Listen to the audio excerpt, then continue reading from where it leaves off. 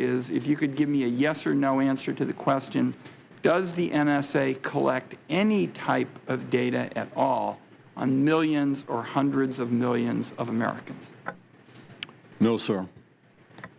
The only thing taken, as has been correctly expressed, is not content of a conversation, but the information that is generally on your telephone bill.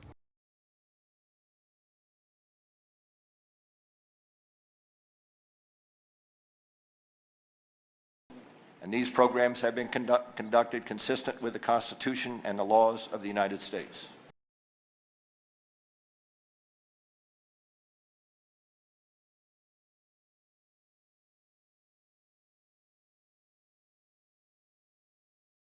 Does the NSA have capacity to find out who those parties are by monitoring, by the content of their email?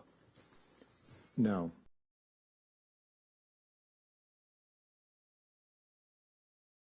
In the United States, we would have to go through an FBI process, a warrant, to get that and serve it to somebody to actually get it.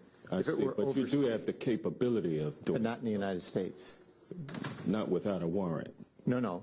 We don't have the technical insights in the United States. In other words, you have to have something to intercept or some way of doing that, either by going to a service provider with a warrant, or you have to be collecting in that area. We're not authorized to collect, nor do we have the equipment in the United States to actually collect that kind of information.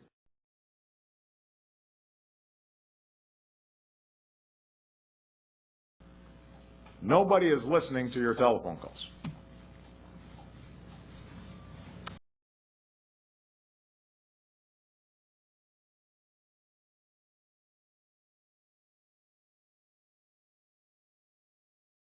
You also assure Americans that the government, your government, doesn't have some massive secret database of all their personal online information and activities. They are not looking at people's names, and they're not looking at content. And they're not looking at content. Does the NSA collect any type of data at all on millions or hundreds of millions of Americans? No, sir. It's not like there's haphazard probing into all of our personal emails. These are not unconstitutional or illegal programs. Has NASA, in your view, or I should say the NSA, in your view, Mr. Chairman, overreached with these latest disclosures we're hearing about gathering all this data about people's telephones and so on? This was a lawful program. There are no recordings of phone calls. There are no dossiers. They do not record your emails. None of that was happening. None of it. I mean, zero. And at the end of the day, if Americans understood that these phone numbers are not being called, they're not being monitored, they're not being surveilled, there's no spying on Americans, I think they'll feel much, much better about it. The NSA is literally collecting every phone record of every American every day. And look, the content of those phone calls is not available. There has been built up, without our knowledge, a remarkably powerful surveillance apparatus that is, in fact, touching every American household, even though they are not listening in on all our calls. There are some, or reading all our emails.